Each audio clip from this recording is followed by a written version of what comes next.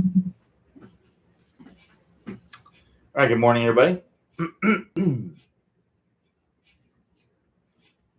go ahead and get started. If you got questions, go ahead and post them. It's going to be below the video if you're on a smaller screen. If you're on a larger screen, it should be to the right of the video.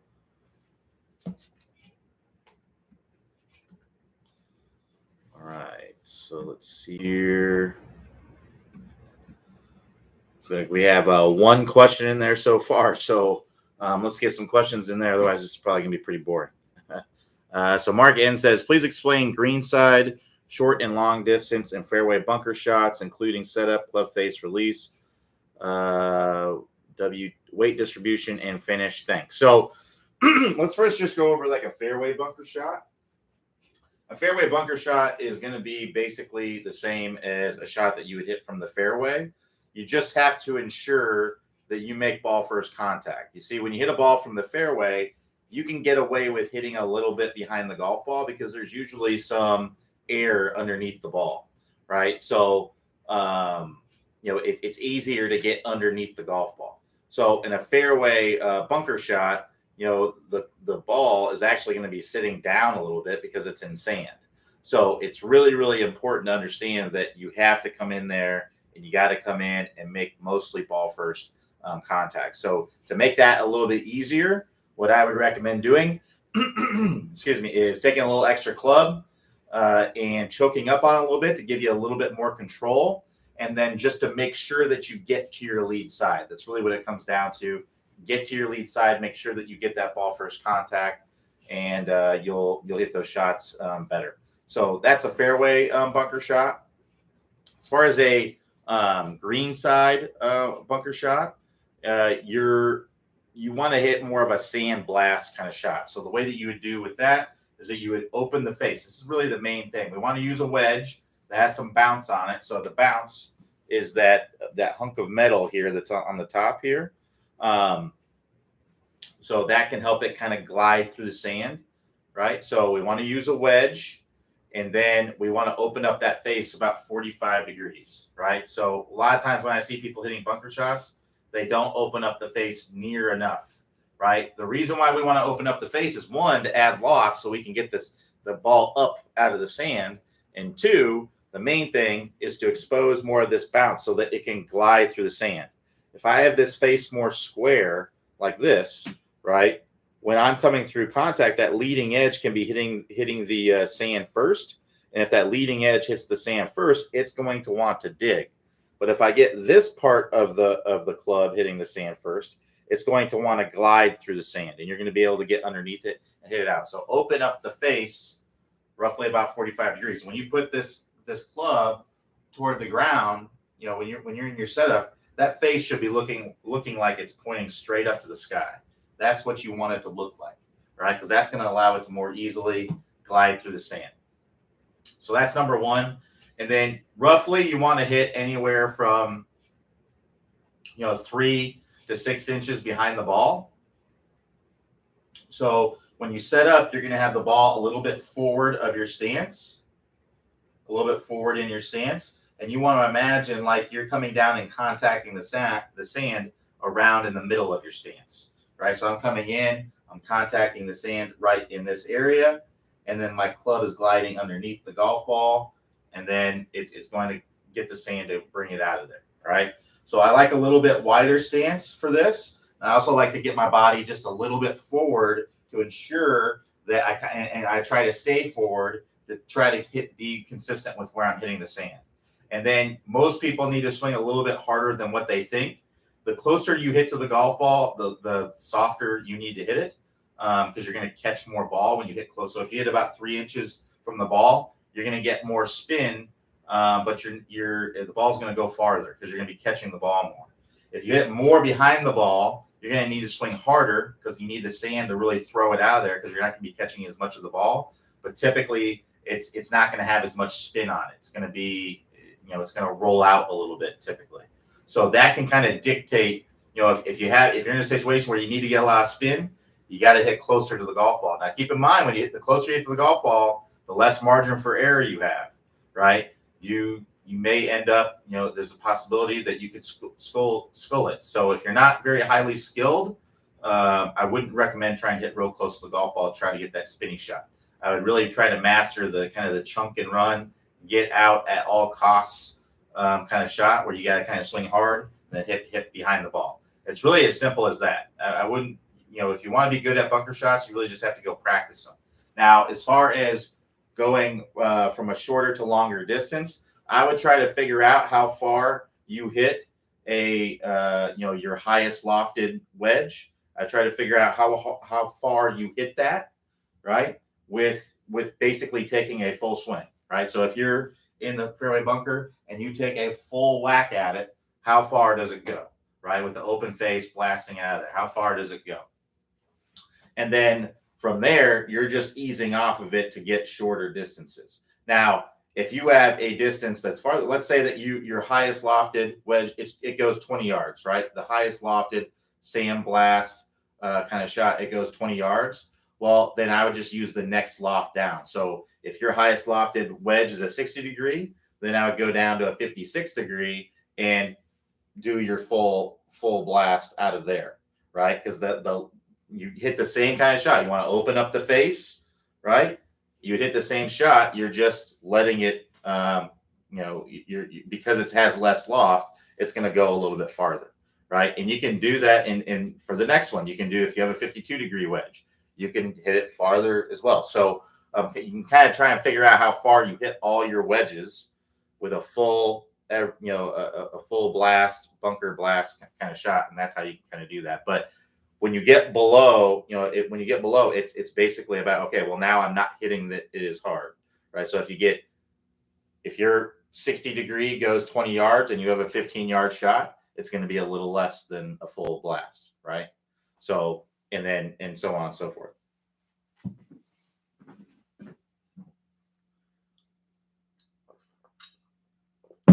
Maybe I need to, don't have any new questions left in there, but maybe I need to just refresh the page. We'll see if we got any new ones. Oh, still just Mark in there. So yeah, ask your questions, ask away. I will be here till noon Eastern time. So in the meantime, while I'm waiting for a question, I'm going to get some work that I got to get done. But I will be here if you got your questions. Mark N says putting. Can you be more specific? If you just want putting, go to the Tosby Golf putting section, the Tosby Golf putting system, and work through that and watch those videos. If you have a specific question about putting, I'll be happy to help. Any thoughts on holding finish until ball drops? Not really. I mean, you can do that, I guess, if you want. I don't really think it's necessary, but it could, if you're someone that kind of stands up out of your putts and you don't kind of finish the putt, it could be a good thought to kind of hold the finish to force yourself to kind of finish the putt. But I don't think it's not necessary unless you're doing that.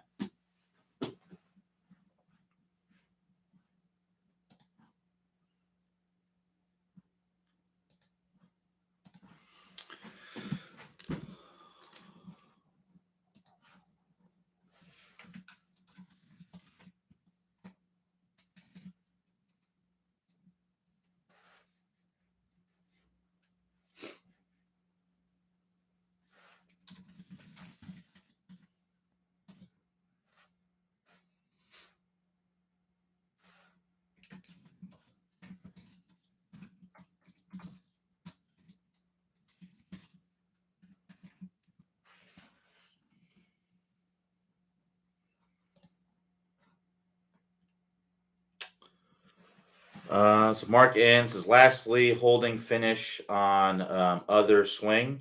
Again, it's not something that is absolutely necessary, but if you're someone who is, not coming around into a full finish and not finishing the swing, then it can be beneficial to kind of hold a finish to force yourself to finish the swing. So if you have it in your mind, hey, I need to finish my swing, and you come around and you hold that finish, it basically forces you to do it. Right. Whereas if you're someone who is having trouble finishing your swing, you don't have that thought, it may be more difficult.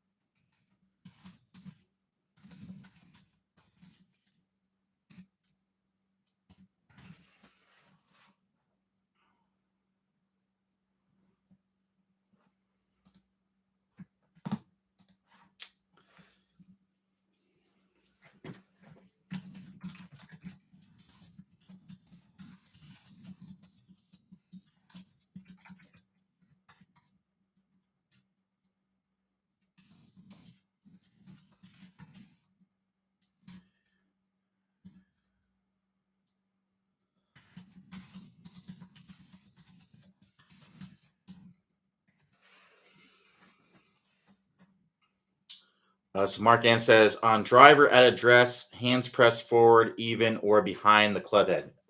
Again, these are all personal preference type things. If you look on tour, you're going to see all of those. You're going to see some players with the hands very far forward. You're going to see some players with the hands just a little bit forward. You're going to see some players like Adam Scott. He has his hands kind of behind. It's really personal preference.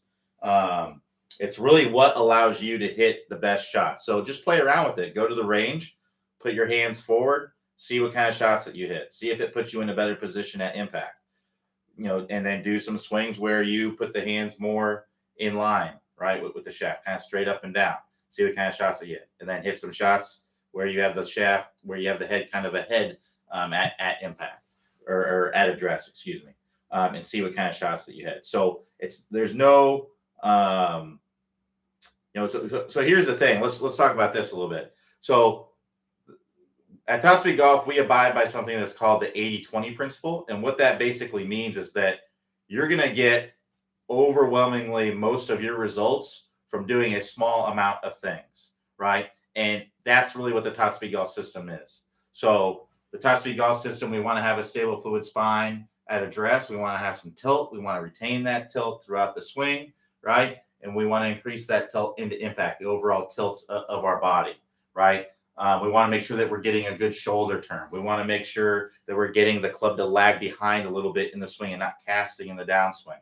We want to make sure that our body is in alignment as we're coming into impact. We're not bumping the hips way out or leaning too far away or leaning too far forward, right? That's our compression line, right? And then we want to make sure that we are releasing that club out in front. That's what we see every single tour player doing. Everything else beyond that is really what helps you hit, is much more artistic in a sense, right? It's much more what helps you the most to hit the best golf shots, right? So if you look at Jim Furyk, a very different swing than Dustin Johnson, a very different swing than Tiger Woods, a very different swing than Bubba Watson, right? There's lots and lots. You look on tour, there are tons of very, very different swings, right? But what do they all do? They all do the Top Speed Golf system. Every last one of them. Every one of them has a stable fluid spine. Every one of them has a good power turn.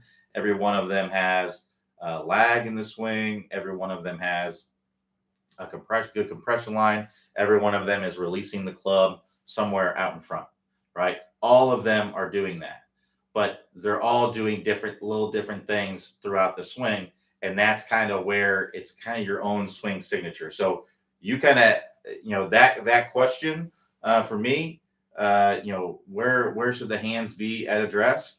It's really wherever it helps you hit the best golf shot. That's really what it comes down to. And you can hit a good golf shot from all of those positions. I'll tell you right now, if I went out and did what you just talked about, I probably wouldn't hit much different golf shots with any of them. Now, some of them may be a little bit more uncomfortable for me at address because I'm not used to having my hands really far forward or behind the ball. Basically, I just let my arms just kind of hang down, and that's just where they naturally are, right? So they're slightly forward, right? Because I'm tilted a little bit, so that just kind of pushes my hands slightly forward, and that's just naturally where I am. So what I would say is just put your hands naturally where they are, and I would only change that if that actually makes you hit poor golf shots, right? So that's where you kind of have to play around with it and see if something like that would help you hit better golf shots.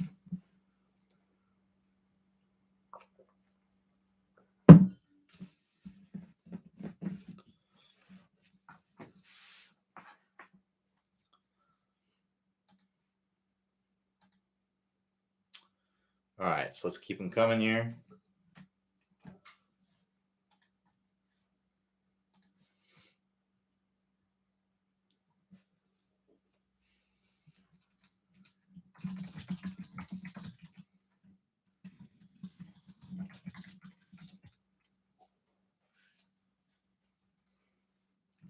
So Paul H says, hey, Q, can you talk about the proper transition from the top of the backswing to downswing and whether the trailing elbow stays connected to the right side of the body during the downswing to impact? So good question. So basically, when we go from the backswing to the downswing, what we want to make sure that we're doing is we're getting some pressure into that lead foot. We start pushing into the ground. That gets the hips moving. That gets our torso moving. That gets our shoulders, the arms, and the club. That's the sequence that we want. If we go up to the top of the swing and it's just arms throwing the club right away, it's going to be casting. You're going to be inconsistent. So we want to make sure that in that transition, right, we are getting pressure to that lead foot. I'm pushing into the ground, and that's what's starting everything. I get that change in direction in my swing. So doing things like a step drill can be a good drill for that. So a step drill is basically where you have your feet together, point the club out in front, swing the club in front of the body. As soon as the club kind of passes in front of the body, I want you stepping forward as you're turning up to the top, get pressure into that lead foot, push into the ground, and then turn around into the full finish. That's really a great drill to help you kind of get that proper feeling. And then as far as the trail arm, so let's talk about what exactly connection is. So when we go up to the top of the swing, I typically like to see some disconnection, because if you keep that arm connected, right, you have to be, if you're keeping it basically touching your side, you have to swing pretty flat. And you can play good golf doing that. You're just not going to be very long, right? You're not going to have a lot of speed, most likely anyway. Now, if you're a big, strong, person that can swing 120 miles per hour with a flat swing, then more power to you. But 99.9% of us are not in that category. So I like to see people get a little bit more elevated. And even if you are in that category, you can hit the ball farther if you got some disconnection at the top, right? So I kind of like to see like a 90-90-90 kind of position. So what that means is my arm is up about 90 degrees from my torso. I have about a 90-degree angle in my elbow, and I have a 90-degree angle in my wrist. Now, these aren't exact, but that's kind of like a good position there at the top. So you can see it's kind of like a 90-90-90 position. That puts me in a very nice position. Now, in the start of the downswing, I want to have my elbow kind of moving in like this. I can't have my elbow staying flared out like that, because that's going to make me come down steep. So I like to see that elbow kind of working in. Now, keep in mind that the arm does not have to come in and be really, really connected. If you look at most tour players, there is some space right here as they're coming in. There is some space. It's moving in close to their body, but it's not what I would call connected. When I say connected, or when I think of connected, I'm thinking of it's touching, right? It's on you. It is connected to you. And that's typically not what we're seeing in the better players. You want it to be moving toward you, just like if imagine this, if you were to throw a ball, right, and you were kind of or chip a rock across a pond, right, you're kind of throw it submarine style. Would you bring your arm and connect it to your body and throw it like that? No, you wouldn't. That's exactly the same kind of movement that you would want to have in the golf swing.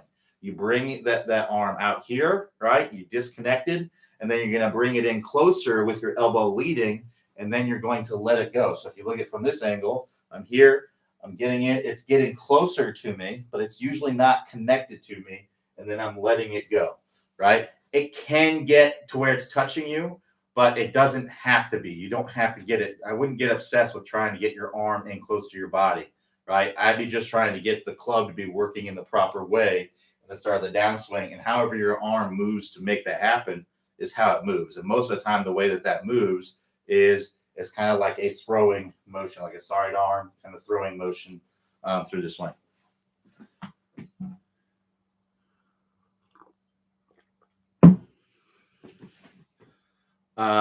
So Mark N says, is it good to push into the front heel on downswing? Yes. I like to see, especially through impact, I like to see drive into that heel. Typically, I like to see the foot kind of twisting into the ground, or that lead, the lead or the front part of the foot kind of coming up off the ground as you're coming through impact. That's an indication that you are pushing into the ground correctly and moving through contact. People that have that foot, either that or you have to be extremely flexible. So if you look at Dustin Johnson, for example, he is extremely flexible, very, very flexible. That foot basically stays planted in the ground all the way through. It doesn't hardly move. Now, if you're someone who's extremely flexible in your hip, you can do that. But again, I'm talking about the general public, myself included. Most people, just 90% of people just aren't going to be that flexible. So we need to drive into the heel and see that foot kind of pushing off of the ground as you're coming through. It's kind of like that kind of motion as we come through. If you look at Gary Woodland, his footwork is something that I try to copy kind of in my swing. If you watch Gary Woodland, when he really tries to get in one pushing the ground, his foot ends up pointing toward the target when he's in the finish, because he drives into that heel and lets the foot kind of turn through. If you look at Bryson, right? Bryson, when he's coming through, he's like that as he's coming through, because he's driving into the ground. He's letting his body open up. If you try to keep this foot planted and you're not flexible, like a Dustin Johnson or even like a Rory McIlroy, you're going to have a hard time turning through the ball. So yes, drive into that heel in the downswing for sure. So Charlie M says, should you use your arms muscles to produce speed in the downswing, or do you use body pivot and rotation to produce speed in the arms hang on for the ride, dog wagging the tail versus tail wagging the dog? It's both. You're using your arms and your body. Basically, what you're doing with your body is you're creating momentum with your body to throw the arms, right? So like I mentioned earlier, it's very much like throwing, skipping a rock sideways, right? Or throwing a Frisbee with the lead arm. That's basically the way I would describe the swing in both, right? So with the lead arm, it's like throwing a Frisbee. So if I were to throw a Frisbee with as much power as possible, I would really turn my back to the target and I would push into the ground and I'd try to really rip my body open. I would throw my arm away from my chest as fast as I possibly could, right?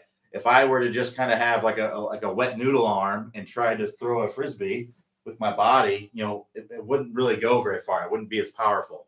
So I need to feel like I'm creating momentum, right? Turning my back to the target and I'm pivoting through. I'm pushing into the ground and letting go. Just like if I were a baseball pitcher. Think about a baseball pitcher. If he were to throw a ball and just have kind of like a wet noodle, right? And he just try to throw it with his body, like it wouldn't be very fast.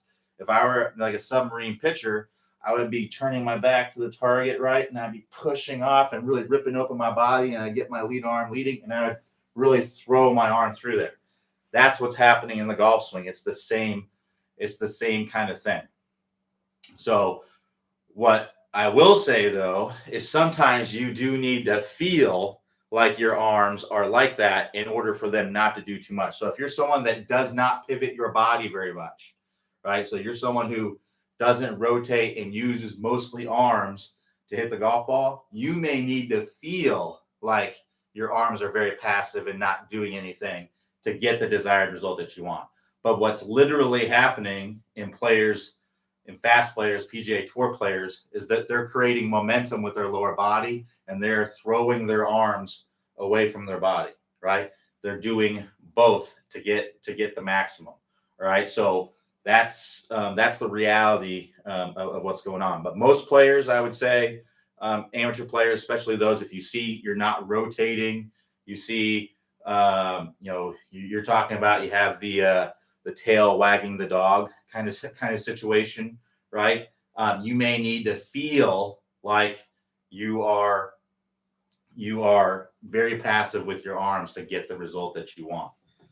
But that's not literally what you would want to do to get speed. And this is talked about in the power turn course. I believe it's in level 3 of the power turn course, where Clay talks about the momentum train.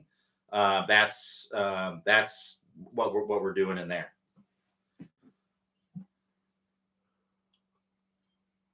All right, so let's keep going.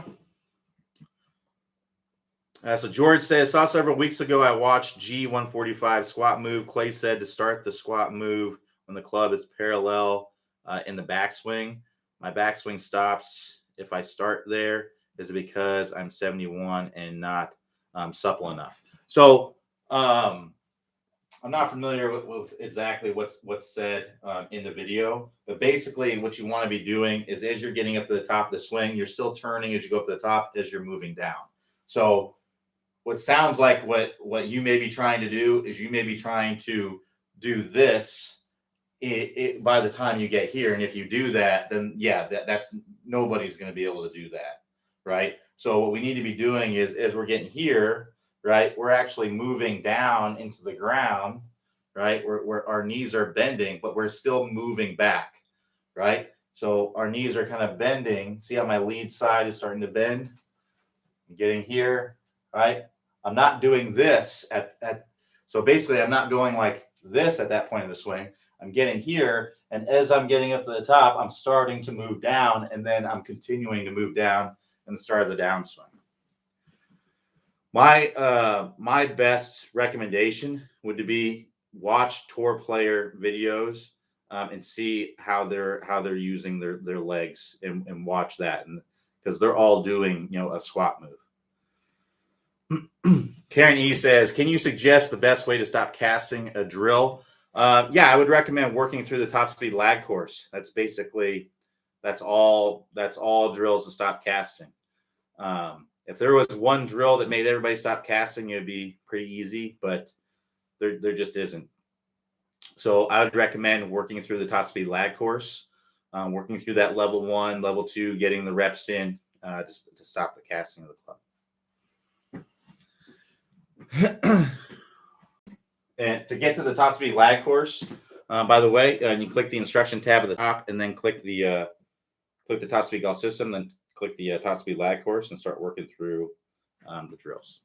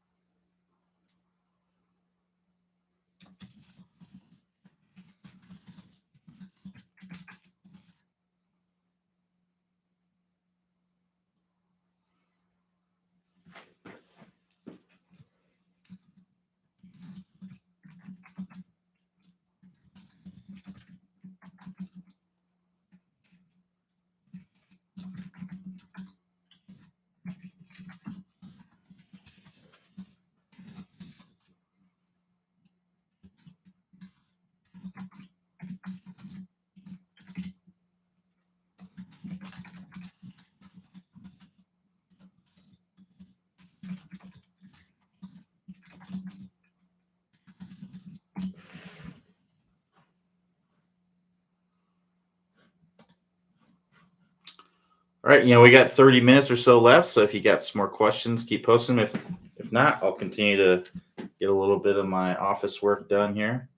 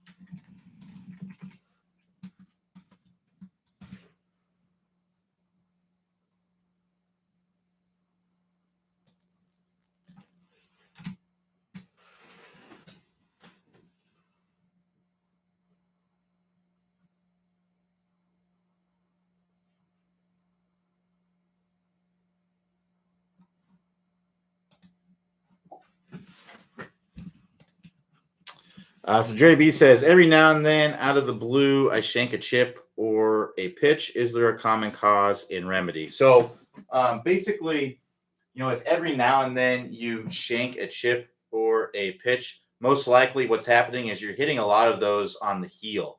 And just every now and then it gets too much on the heel and you end up hitting it off the hosel, right? So typical, causes for this would be just standing too close to the ball. Sometimes when I see players that get a shorter club in their hand, they really like to stand very, very close to the golf ball. And when you do that, you just don't have a lot of space for your hands. So give your hands some space here. I like to see about a fist width of space, between your hands and the club, and that will give you room to operate. So that's one common thing. So I'd look at yourself on video, see what's going on there. Another common thing would be swinging very much over the top or very much from the inside. So really cutting across the ball too much. So if I bring this club up like this and I really cut across the ball like that, you can see that I'm kind of leading with the hosel here, and that can lead to those hosel strikes. Also, if I swing too much from the inside, the club is kind of the sweet spot of the club is basically working away from me, and that hosel is working more toward the ball. So if you see you're coming across the ball or too much from the inside, that can also cause a shank. So we like to see that club kind of coming back in line with the hands here, a little bit inside the hands. If you're looking from kind of like a down the line perspective, which would be right down your toe line here, we want to see that club kind of coming down right in this area to ensure kind of on plane kind of swings. So that would be the second piece.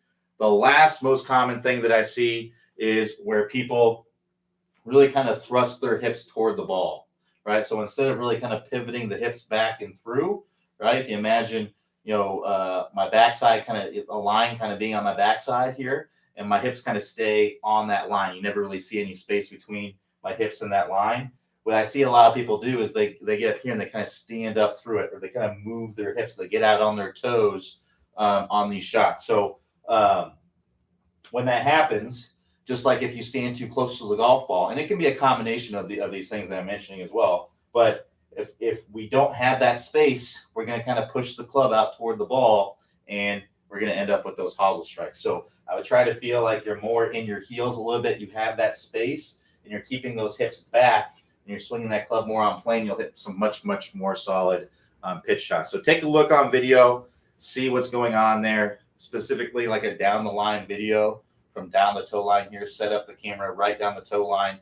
That's really, really important, by the way, to set it up in the correct angle, because if it's not, then it's going to give you the wrong perspective, and the video can kind of lie to you a little bit, right? Because we are looking at something that is 3D, but we're looking at it in 2D. So that's why the perspective is really, really important. So if you get the club, or if you have the camera going out here, right, then it's going to look different than if you have it here. So make sure that it's set up down the toe line. An easy way to do that would be to just take a club or an alignment stick, place it on the ground, and then set up your camera to where it's going directly down it. And then when you set up to hit the ball, just have your toes right up there close to it, right? I would say anywhere within a club head width of it is going to be close enough. But if you get it down the target line, kind of where the ball is, if you line it up with the ball and the target, that's gonna show you something that's gonna be wrong, right? The reason why I say this is that I do a lot of online lessons, and this is the number one camera angle that people get wrong. Is they either get the camera way too close, and or they have it to where it's set up down the target line, and that's going to make things look different than what's actually happening.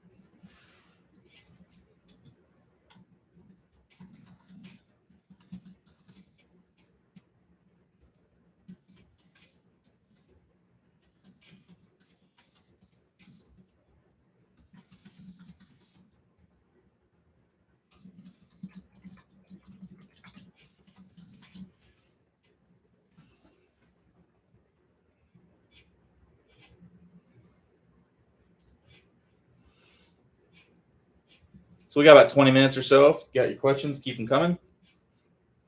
Excuse me.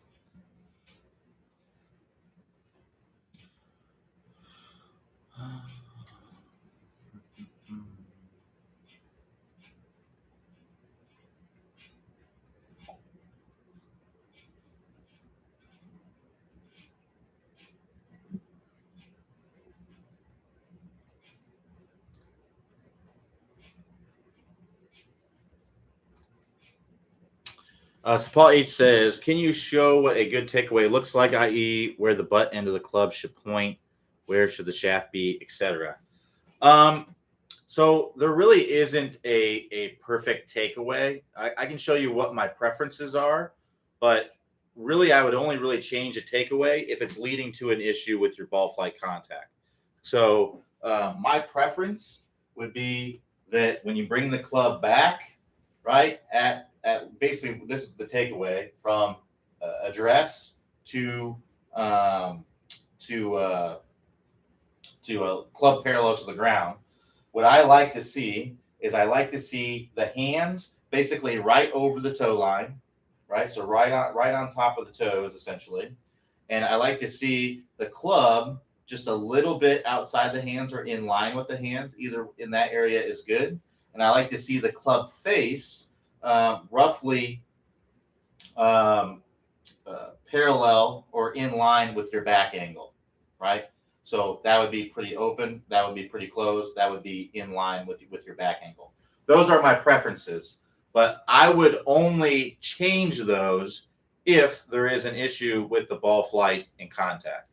So what I mean by that is, let's say we have a golfer that is slicing and coming over the top, and they have a takeaway that goes very much to the inside, and then they really open the face, right? Well, if we got that takeaway to be more with the hands more going this way and the club face more closed, I tell you what, that would make it a heck of a lot easier to get that club to swing from the inside and square up the face. Now, there are players that bring the club way inside, right, and have great looking and get the club to work perfectly in the downswing. So Raymond Floyd would be an example of that. Calvin Peete, John Daly, right? JB Holmes. There's lots and lots of golfers that have very much inside takeaways and do really well with it, right? And then there's players on the other end of the spectrum, like a Matt Wolff, for example. Matt Wolff, he brings the club kind of way out here, right? Well, you know, that works really well for him. He brings that club way up there, and then he gets that club working perfectly in the downswing. So I would only change it if it's going to lead to a better impact. You can have you can have that club in a lot of different positions, right? But I have preferences, but I would never force a golfer into those preferences unless unless I know it's going to help them hit the golf ball better, right? If their takeaway is doing something different than my preference, and they have a very functional ball flight, then I'm not messing with it. It's fine. I wouldn't do anything with it. So that's basically what I'd be talking about. So again, just just to review here, I like to see the hands basically inside the toe line, not way over here, not way out here, but basically right on top of the toe line there. I like to see the club slightly outside of or inside or in line with the hands. And I like to see the club face about in line with the back line here. So this is my back line. That would be parallel with my back line. That would be very open. That would be very closed. So Shane B says, hi, Q. Or Jerry B says, thank you. No problem, Jerry. Shane B says, hey, Q. Best way to hit the body angles in the compression line and the straight line release. I seem to struggle hitting those body positions. I mean, work through the course, work through the drills in the course. That's the best way to do it. So work through the compression line and work through the straight line release course. We have a series of drills to help you get into those positions. So that's what I would recommend doing. Work through the levels, work through the repetitions, and and then do it that way. I'm not sure if that's a trick question or what, but yeah, work through the system, work through the drills. That's the best way to get into those positions.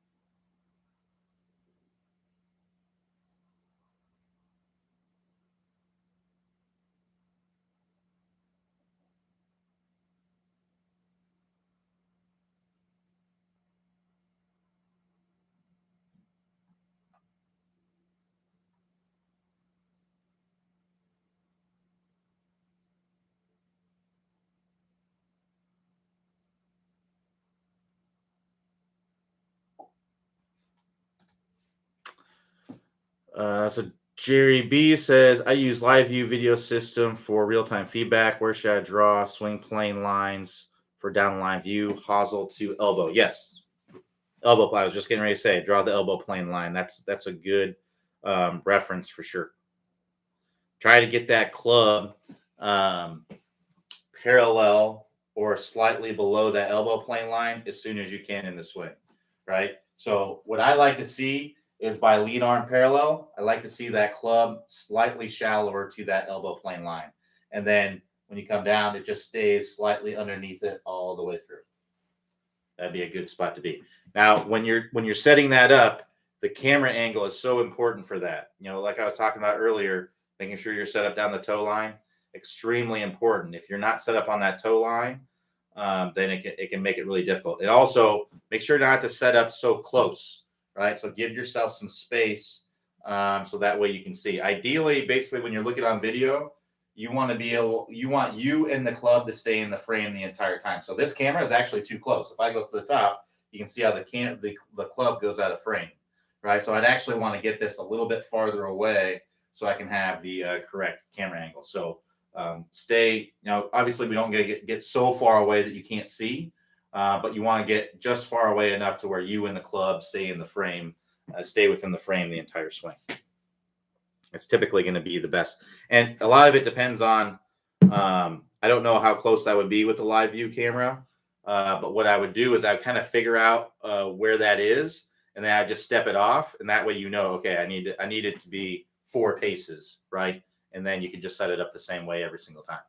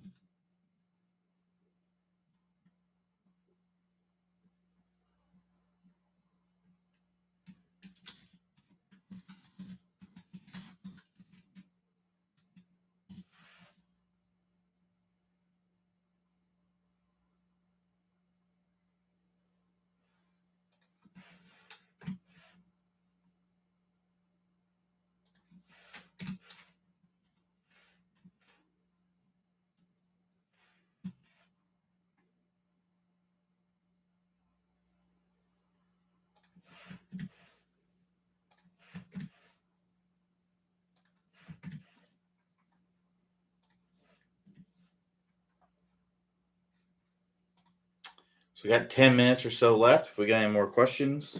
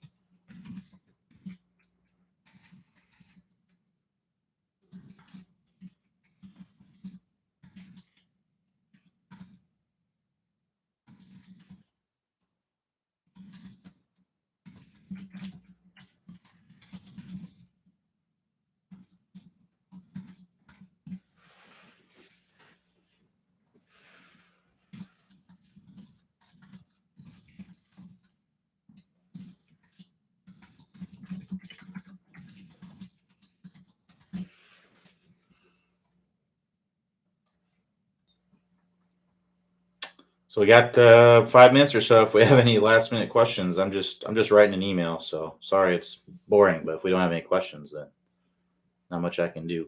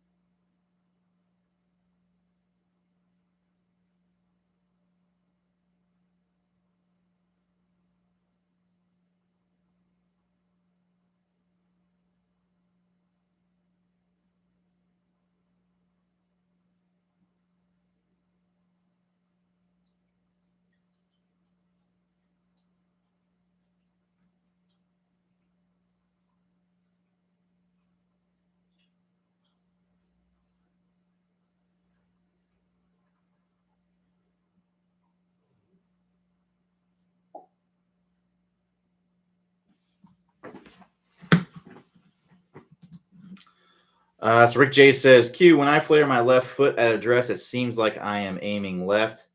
Can you help clarify? I mean, you're not. You're just opening your foot. I'm not sure what you want me to clarify. It may now when you flare your foot, I wouldn't open up your body when you do that. Keep your body alignments the same and just open up your foot to help you move through the ball a little bit better, right? But you're not, you're just flaring your foot open, right? You're not changing your body alignments. Just flare that foot open.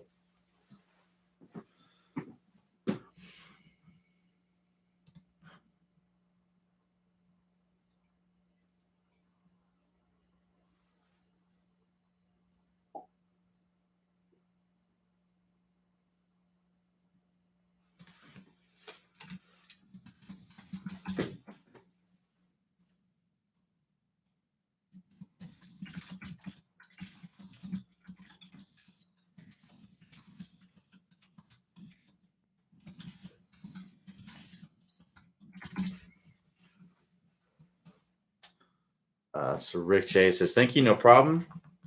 All right, so since we don't really have any more questions, I'll go ahead and wrap it up right there. Thanks, everybody, for joining me. We'll be back here tomorrow, Thursday, 3 p.m. Eastern Time. Everybody have a good rest of your day, and I will talk to you all next time.